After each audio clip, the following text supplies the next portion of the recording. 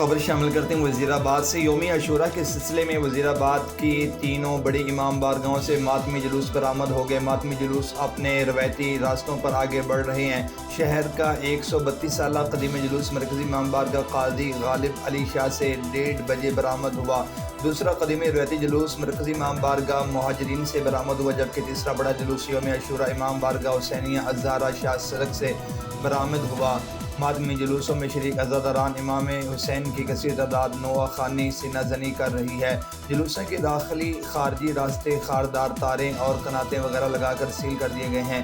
शहर भर में नियाज इमाम हुसैन और सबील शुहदाए करबला शरबत के इंतजाम किए गए हैं। तमाम मातमी जुलूस रात 12 बजे के करीब वापस इमाम बारगाह में पहुँच कर अख्ताम पजीर होंगे।